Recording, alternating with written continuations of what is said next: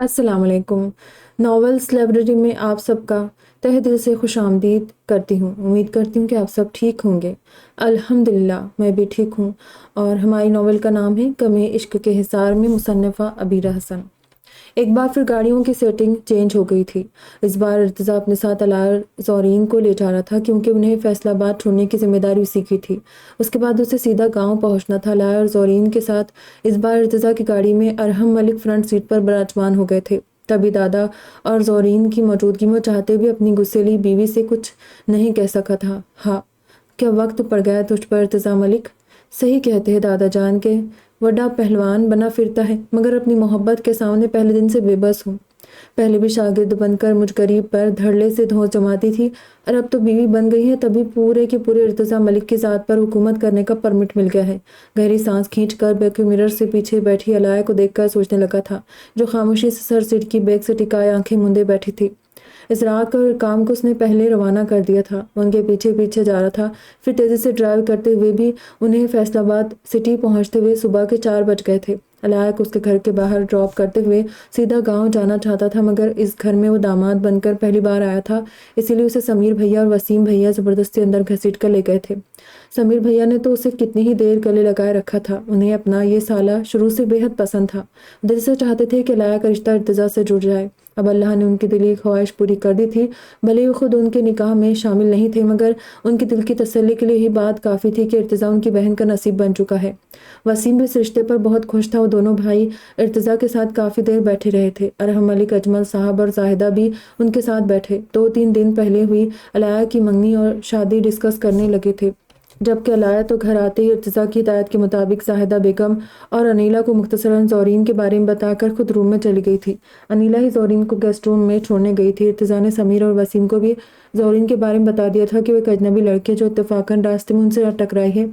ساتھ ہی اس نے انہیں یہ بھی بتا دیا تھا کہ وہ ایک دن کے لیے ہی بس ان کے گھر پر رہے گی۔ پرسوں علائر کی رخصتی کے ساتھ ہی زورین کو شاہ حویلی بھیج دیا جائے گا۔ یہی بات اس نے فون پر اکمل صاحب اور عالیان سے کہی تھی۔ وہ لوگ بھی زارون کے ساتھ بس کچھ ہی دیر میں پہنچنے والے تھے، مگر ارتضیٰ ان کے آنے تک بالکل نہیں رک سکتا تھا۔ اسی لیے وہ سمیر، وسیم اور اجمل صاحب کے پاس کچھ دیر بیٹھنے کے بعد جلد ہی ان سے معذرت کر کے جانے کے لیے اٹھ کھڑا ہوا تھا، اور ارحم ملک کو ساتھ لے کر گاؤں کے لیے نکل گیا تھا۔ اس دوران وہ بدتمیز لڑکی تو باہر آئی نہیں تھی، مگر ارتضیٰ نے اس کا فون انیلہ کو ضرور دے دیا تھا، اس دھمکی کے ساتھ کہ اگر وہ یہ فون نہیں رکھے گی تو ارتضیٰ اکمل ملک کو اس کی بدتمیزی کے متعلق سب کچھ بتا دے گا۔ پھر دادا جان کے ساتھ گاؤں پہنچتے اس کی فجر بھی قضا ہو گئی تھی۔ وہ صبح 7:30 بجے حویلی پہنچ گیا تھا، جہاں اس سے بہت دیر پہلے ارکم ملک اور ذوالفقار شاہ سب کے ساتھ پہنچ چکے تھے۔ وہ جب اندر داخل ہوا، اماں اسے کچن میں جاتی دکھائی دی تھی۔ وہ ذوالفقار شاہ کے ساتھ زیب کے ساتھ آئے مہمانوں کے لیے چائے ناشتہ بنوانے جا رہی تھی۔ زیب کے ساتھ آئے مہمان سارم اور سیف تھے، جنہیں حفصہ بیگم نے نہیں دیکھا تھا، کیونکہ زیب انہیں سیدھا مردانے میں لے گیا تھا۔ علائر کی کڈنیپنگ پر بھی ذوالفقار شاہ نے بیوی کو سارم کے بارے میں سب کچھ بتا دیا تھا۔ ہاں، مگر سارم اب تک ان سے نہیں ملا تھا۔ سارم اور سیف کو وہ آج ملک ہاؤس کے مکینوں سے ملانے اور اس کے متعلق بتانے کا ارادہ رکھتے تھے۔ ارتضیٰ کو اس بارے میں وہ پہلے ہی بتا چکے تھے۔ ملک ہاؤس کے مکین جو حویلی آتے ہی سونے کے لیے جا چکے تھے، ارتضیٰ بھی اماں کو بتا کر سیدھا اپنے روم میں سونے چلا گیا تھا۔ کل کا سارا دن بھاگ دوڑ میں گزرا تھا۔ وہ بری طرح تھک چکا تھا۔ اسے ابھی کچھ دیر کے لیے سونا تھا تاکہ تھوڑا تازہ دم ہو جائے، کیونکہ جاگنے کے بعد آج کا پورا دن اس کا بے حد مصروف گزرنا تھا۔ بارات کل صبح کی تھی۔ اسی حساب سے کاموں کی ایک طویل فہرست تھی جسے آج ہی اسے مکمل کرنا تھا، اسی لیے جلدی چینج کر کے قضا نماز ادا کرتے ہوئے بستر پر گر گیا تھا، مگر آنکھیں مونتے اس دشمن جہاں کا روٹھا چہرہ بند آنکھوں کے پردے پر لہرایا تھا۔ بہت ڈھیل ملی ہوئی ہے تمہیں مسز، میرے پیار نے تمہیں ہر دھرم بنا دیا ہے۔ ہر بات میں ضد، غصہ اور برہمی دکھانا جیسے تم نے خود پر فرض کر لیا ہے، مگر بس بہت منوا لی تم نے اپنی ضدیں، اب اور نہیں۔ مزید ایک دن اور اپنی منمانیاں کر لو، کل اچھی طرح اگر تمہاری عقل ٹھکانے نہ لگائے تو ارتضیٰ نہ کہنا، چوری اور سینہ زوری اپنی کسی سہیلی کو دے دینا۔ سہیلیاں ہی تو بناتا پھر رہا ہوں میں۔ اتنا وقت ہے میرے پاس؟ جلتا کرتا علائر کے بارے میں سوچتے سوچتے نہ جانے کب سو گیا تھا۔ گاؤں کی خوبصورت سی صبح چاروں طرف پھیل چکی تھی۔ لاہور کا ایک خوبصورت سرسبز شاداب ہرا بھرا گاؤں تھا، جہاں اس وقت لوگ اپنے کاروبار زندگی میں مصروف تھے۔ صبح کے 11 بج رہے تھے۔ عموماً دیہاتوں میں یہ وقت صبح کے بجائے دوپہر میں شمار کیا جاتا تھا، اس لیے اس وقت گاؤں کی کئی ساری عورتیں دن کے کھانے میں پکائے جانے کے لیے کھیتوں سے سبزیاں توڑتی بھی دکھائی دے رہی تھی۔ یہ پورا گاؤں قدرتی خوبصورتی سے مالا مال تھا۔ رہائشی علاقہ گاؤں سے کافی اندر کی طرف تھا۔ गांव का शुरुआती हिस्सा हरे भरे खूबसूरत खेतों से भरा हुआ था। इन्हीं खेतों के बीच से गुजरती एक पतली सी पगडंडी थी, जिसके चारों तरफ दाएं बाएं तवील तरीन गुंदम के खेत थे। खेतों को पार करते एक रास्ते की शुरुआत हो रही थी। ये रास्ता आगे जाकर दो हिस्सों में तकसीम हो रहा था। दाएं तरफ वाला रास्ता गांव के अंदरूनी तरफ जा रहा था और बाएं तरफ वाला गांव से बाहर जाने वाली शाहराह से जुड़ रहा था। इसी रास्ते को पार करके दूसरी तरफ मौजूद लहलहाते सरसों के खेतों के बीचों बीच बना एक खूबसूरत वसी व अरीज डेरा इस गांव के चौधरी इलियास हमीद की मलकियत था। डेरे के पिछले हिस्से पर कच्ची ज़मीन पर बड़ा सा अखाड़ा भी था, जहाँ इस वक्त चौधरी इलियास बैठे अपने शागिर्दों के बीच होने वाले दंगल से लुत्फानंदोज हो रहे थे। यहाँ इस वक्त कुछ दिन बाद दूसरे करीबी गांव में होने वाली कुश्ती की प्रैक्टिस चल रही थी। चौधरी इलियास अखाड़े में अपने पहलवानों के साथ चारपाई पर बैठे थे, मगर दूर से ही चीख चीख कर पुरजोश अंदाज बार बार अपनी जगह से उठते हुए वो सामने लड़ते अपने शागिर्दों को एक दूसरे को पिछाड़ने के मुख्तलिफ दावों भी बताते जा रहे थे। तभी उनका एक मुलाजिम भागता हुआ उनके पास आया था। सलाम चौधरी जी। उनके मुलाजिम ने उन्हें सलाम किया था। वालेकुम अस्सलाम। बोल तैफे, क्या हुआ? ओए ऐसे नहीं कंजरा, दूसरे रुख पटख पसलिया तोड़नी है तूने इसकी। मुलाजिम को जवाब देने के साथ साथ अपने लड़ते शागिर्द से भी करच कर बोले थे। फिर गर्दन घुमाकर दोबारा आने वाले मुलाजिम की तरफ मुतवज्जे हो गए थे। बोल भाई, क्या हुआ? चुप क्यों खड़ा है? चौधरी इलियास दोबारा मुलाजिम से मुखातिब हुए थे। चौधरी जी, आपके लिए शाहपुर के सैयद जुल्फ़िकार अली शाह की तरफ से बुलावा आया है। कल उनके बड़े बेटे इर्तिज़ा शाह की शादी है, जिसमें उन्होंने आपको दावत दी है। मुलाजिम ने उन्हें जो पैगाम दिया था उसे सुनकर चौधरी इलियास को हैरत का ज़ोरदार झटका लगा था। क्या इर्तिज़ा की शादी हो रही? हा हा हा हा। ओए तैफे, वाह क्या खबर लाया है, दिल खुश कर दिया। इर्तिज़ा की शादी? हाँ, यानी इर्तिज़ा शाह भी अपने बाप के नक्शे कदम पर चलकर कुश्ती से किनारा कश हो जाएगा। बहुत खूब। बहुत साल का लिया राज उन बाप बेटे ने दंगल के मैदान में। अब जुल्फ़िकार शाह की तरह उसका बेटा भी गुमनामी के अंधेरे में डूब जाएगा। वाह वाह। जा भाई तैफे, अपनी बीवी को हवेली रवाना कर और मेरी धी को पैगाम दे कि कल उसे मेरे एक तिरीना दोस्त के यहाँ मेरे साथ शादी में चलना है। तैयारी कर रख, सुबह ही निकलेंगे। चौधरी इलियास ने खुशी से मुस्कुराते हुए कहा और खुद एक बार फिर सामने चढ़ रही कुश्ती की तरफ मुतवज्जे हो गए, जबकि दिल में इर्तिज़ा की शादी की खबर ने हर तरफ चिरागा किया हुआ था। चौधरी इलियास हमीद अपने गांव की एक बाअसर शख्सियत थे। पूरे गांव में उनके नाम का डंका बजता था। गांव वाले उनकी बेहद इज्जत करते थे। सैकड़ों एकड़ पर फैली ज़मीनें और बागात की वजह से उनका फलों और अनाज का कारोबार भी वसी पैमाने पर फैला था। सियासत से भी जुड़े हुए थे, इसलिए गाँव में उनकी वजह से काफ़ी सारी सहूलियात मौजूद थी। मजमूई तौर पर वो अपने लोगों के लिए एक अच्छी शख्सियत के मालिक थे। पहलवानी का जुनून की हद तक शौक था। अपने इसी शौक की तकमील के लिए उन्होंने अपने डेरे के पीछे एक वसी व अरीज अखाड़ा उस वक्त बनवाया था जब वो एक भारी भरकम जसामत वाले मर्द की बजाय 17-18 साल की उम्र के दुबले से लड़के थे। उस वक्त उनकी शादी भी नहीं हुई थी। पहले वो इस अखाड़े में अपनी बेली यारों के साथ सिर्फ शौकिया पहलवानी करते थे, मगर फिर गुजरते वक्त के साथ ये शौक उनका जुनून बनता चला गया था। उन्होंने यहाँ पहलवानी करने के साथ गांव के लड़कों को ट्रेन करना और कुश्ती के मुकाबलों में उतारना शुरू कर दिया था। खुद वो अपने वक्त के मशहूर पहलवान रह चुके थे और कई सारे कुश्ती के मुकाबले जीत चुके थे। कुश्ती पहले उनका शौक था, मगर धीरे धीरे इस शौक को जुनून बनाने में जिस शख्स का सबसे बड़ा हाथ था वो उनके पड़ोस के गांव में रहने वाले उनके दोस्त सैयद जुल्फ़िकार अली शाह थे। जुल्फ़िकार अली शाह, जो किसी ज़माने में उनके बेहतरीन दोस्तों में शुमार हुआ करते थे, पहलवानी के बेहद शौकीन और कुश्ती के दिलदाता थे। जुल्फ़िकार शाह को देखकर ही इलियास चौधरी ने खुद भी पहलवानी के साथ कुश्ती के मैदान में तबाह आजमाई शुरू की थी, मगर फिर गुजरते वक्त के साथ इलियास चौधरी के सर पर हर बार जीतने का ऐसा नशा सवार हुआ था कि हार को वो अपनी सख्त तौहीन समझने लगे थे। तभी वो, जो किसी दौर में जुल्फ़िकार शाह को अपना सबसे बेहतरीन दोस्त मानते थे, उनसे मुतादिद बार कुश्ती के मुकाबलों में हारने के बाद दोस्त लगने वाले जुल्फ़िकार शाह ही सैयद इलियास हमीद को कांटे की तरह चुभने लगे थे और उन्होंने उनकी तरफ से अपने दिल में अनाद पालना शुरू कर दिया था। ये बात उनके जवानी के दौर की थी, जब वो खुद हर बार जुल्फ़िकार शाह के सामने मैदान में उतरते थे और उनसे हार कर मुँह की खाते थे। मगर फिर जुल्फ़िकार शाह की शादी हो गई और उन्होंने शादी के बाद खुद ही कुश्ती वगैरह से दूरी इख्तियार करके खुद को बस अपने पहलवानी के शौक तक ही महदूद कर लिया था। जुल्फ़िकार शाह के जाने के बाद इलियास हमीद, जो उनकी मौजूदगी में कुश्ती के शोबे में अपना सिक्का नहीं जमा सके थे, जुल्फ़िकार शाह जैसे मंझे हुए खिलाड़ी के मंजर से हटते ही इन्होंने खुलकर खेलना शुरू कर दिया था। अपने अखाड़े में शागिर्दों को तैयार करने लगे थे। जुल्फ़िकार शाह के सिखाए सारे गुर अपने शागिर्दों को सिखाने लगे थे। इसीलिए अपने गांव और आसपास के दूसरे देहातों में हर बार होने वाले कुश्ती के मुकाबलों में उनके पट्टे ही बाजी ले जाने लगे थे। उन्हें जीत का मज़ा लग गया था। फिर कुछ अरसे बाद उनकी भी शादी हो गई थी, मगर शादी के बाद उन्होंने जुल्फ़िकार शाह की तरह कुश्ती से किनारा कशी इख्तियार नहीं की थी। خود بھی کھیلتے رہے تھے اور اپنے شاگردوں کو بھی اس میدان میں طاق کر کے سالہ سال تک جیت کا مزہ چکھتے رہے تھے۔ ان کی بڑی خواہش تھی کہ جلدی ان کا بھی کوئی بیٹا ہوتا کہ وہ اپنے بیٹے کو پہلوانی کے ساتھ کشتی کے تمام گر سکھا کر مقابلوں میں اتارے، مگر ان کی بیوی کو اللہ نے شادی کے کافی سالوں تک اولاد کی دولت سے محروم رکھا تھا۔ بہت سے علاج معالجے کے بعد بھی ان کے کوئی اولاد نہیں ہو سکی تھی۔ تبھی الیاس حمید نے پہلی بیوی کی طرف سے مایوس ہو کر دوسری شادی کر لی تھی، مگر دوسری بیوی سے بھی شادی کے 3 سال گزرنے کے باوجود ان کی کوئی اولاد نہیں ہو سکی تھی، بلکہ دوسری بیوی عین جوانی میں ہی ایک مہلک بیماری کا شکار ہو کر اللہ کو پیاری ہو گئی تھی۔ اس کے بعد الیاس حمید نے مزید تیسری شادی بھی کی تھی، مگر شادی کے 2 سال گزرنے کے بعد بھی ان کو اولاد کی خوشی نصیب نہیں ہوئی تھی اور تیسری شادی کے کچھ عرصے بعد ان کی پہلی بیوی بھی فوت ہو گئی۔ ان کی تیسری شادی پہلی شادی کے 15 سال اور دوسری شادی کے 3 سال بعد ہوئی تھی، یعنی پورے 18 سال کا عرصہ گزرنے کے بعد بھی بے اولاد ہی رہے۔ انہوں نے مان لیا تھا کہ وہ اللہ کی اس نعمت سے ہمیشہ ہی محروم رہیں گے، مگر پھر ان کی تیسری شادی کے 2 سال بعد ہی اللہ نے ان پر اپنا کرم کیا تھا۔ شادی کے 2 سال گزرنے کے بعد ان کی تیسری اور آخری بیوی نے الیاس حمید کی پہلی اولاد کے روپ میں بیٹی کو جنم دیا تھا، جس کا نام انہوں نے بہت محبت سے صحابیہ الیاس رکھا تھا۔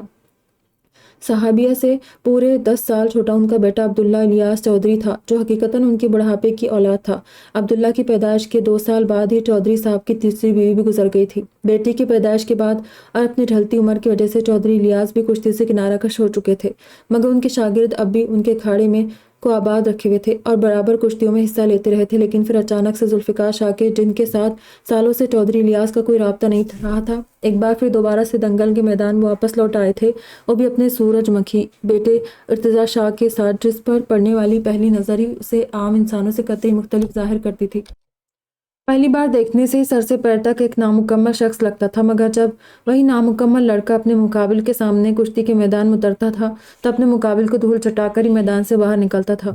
مزید گزرتے کچھ 1 سالوں میں ارتضیٰ شاہ واقعی ایک طوفان بن کر ابھرا تھا اور کشتی کے میدان کا بے تاج بادشاہ بن گیا تھا۔ الیاس چودھری نے شروعات میں اسے ایک بے ضرر سا لڑکا سمجھا تھا جو صرف اپنے لک کی وجہ سے 2 مقابلے جیت گیا تھا، مگر پھر جب انہوں نے اپنے شاگردوں کو ارتضیٰ کے مقابل اکھاڑے میں اتارنا شروع کیا تو ہر بار صرف منہ کی کھائی تھی۔ وہ اس نامکمل سے ارتضیٰ شاہ کی صلاحیتوں کے جوہر دیکھ کر پیچوتاب کھا کر رہ جاتے تھے۔ آخر وہ یہ کیسے بھول گئے تھے کہ ارتضیٰ اپنے دور کے مشہور اور ماہر کھلاڑی ذوالفقار شاہ کا شاگرد تھا، وہ ذوالفقار شاہ جنہوں نے اپنے وقت میں کبھی الیاس چودھری کو خود کے سامنے ٹکنے نہیں دیا تھا، اور اب ارتضیٰ نے بھی باپ کی طرح الیاس چودھری کے شاگردوں کو پچھاڑنے کا بیڑا اٹھا لیا تھا۔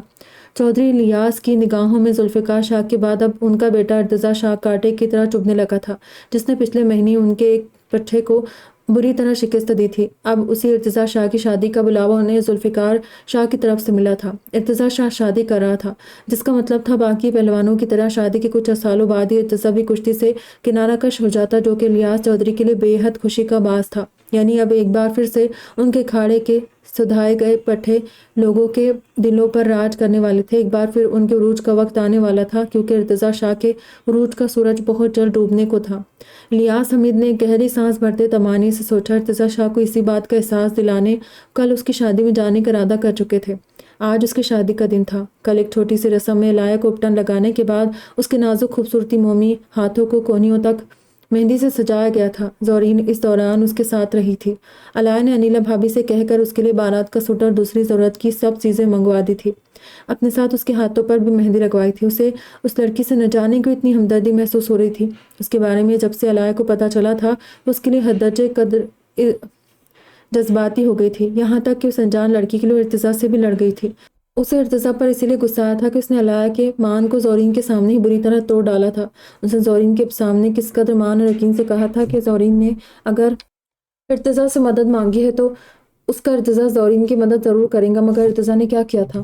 اس نے زورین کے سامنے علایا کو صفا چٹ انکار کر دیا تھا کہ وہ اس لڑکی کو اپنے ساتھ لے کر نہیں جائے گا، حالانکہ علایا کو پتا تھا کہ ارتضیٰ کے خدشات بھی کس حد تک درست تھے، مگر زورین کے لیے علایا کے خدشات بھی اپنی جگہ ٹھیک تھے۔ اگر اس لڑکی کا ساتھ چھوڑ دیتی تو معصوم کسی محفوظ ٹھکانے کی عدم موجودگی میں کہاں جاتی، اور بالفرض ارتضیٰ اگر اسے کسی سیف مقام پر رکھ بھی دیتا تو زورین اس کے لیے راضی ہی نہیں تھی۔ خود علایا کو بھی اس طرح اس کی طرف سے فکر ہی لگی رہتی، خاص کر اس وجہ سے کہ وہ ایک کم عمر لڑکی تھی اور ارتضیٰ کے کام کی وجہ سے اس کے ساتھ موجود شریف لوگ بھی خاص سے مشکوک قسم کے ہی تھے، جن میں سارم کا نام سر فہرست تھا، جس پر علایہ کبھی بھروسہ نہیں کر سکتی تھی۔ ایسے میں زورین دوبارہ سے پہلے کی طرح اگر کوئی غلطی کر جاتی تو پھر کسی بڑی مصیبت میں گرفتار ہو جاتی، تب شاید علایہ زندگی بھر خود کو معاف نہیں کر پاتی کہ اسے اپنی زندگی میں ایک نیکی کرنے کا موقع ملا اور اس نے وہ بھی گنوا دیا۔ یہی بات اس نے ذوالفقار شاہ، ارحم اور ارکم ملک سے کہی تھی، تب یہ لوگ بھی راضی ہو گئے تھے اور خود ذوالفقار شاہ نے کہا تھا کہ ارتضیٰ کے ہوتے ہوئے زورین کو ڈرنے کی ضرورت نہیں، وہ نہ صرف اس کی حفاظت کرے گا بلکہ اس تک غلط نیت سے بڑھنے والے ہاتھوں کو بھی کاٹ کر پھینک دے گا۔ اسی لیے علایہ کے نزدیک شاہ حویلی زورین کے لیے بیسٹ آپشن تھی۔ ذوالفقار شاہ نے اسے اس معاملے میں بھی مایوس نہیں کیا تھا بلکہ اسے مکمل تسلی دیتے ہوئے مطمئن کر دیا تھا، مگر ارتضیٰ نے اپنے بابا کی طرح خود علایہ کو کوئی تسلی نہیں دی تھی۔ اس کے سوا اس نے علایہ کی مجبوری جانتے ہوئے بھی اسے طعنہ دیا تھا کہ اس کے لیے کوئی گفٹ نہیں لائی تھی۔ حالانکہ علایہ نے اشال کی منگنی سے ایک دن پہلے جب اشال سب کے ساتھ شاپنگ پر گئی تھی اس سے ارتضیٰ کے لیے ایک بے حد پیاری سی ریسٹ واچ گفٹ کے طور پر منگوا لی تھی، مگر واچ ارتضیٰ کے پاس پہنچتی اس سے پہلے پیٹ کی ہلکی اشال نے زیب کو بھی اس بارے میں بتا دیا تھا، وہ اسی وقت اڑتا ہوا علایہ کے پاس پہنچا تھا۔ پھر ارتضیٰ کی واچ دیکھتے اس نے ناک چڑھاتے وہ خوبصورت بلیک کلر کی واچ یہ کہہ کر ریجیکٹ کر دی تھی کہ ارتضیٰ اسے سستی واچز نہیں پہنتا۔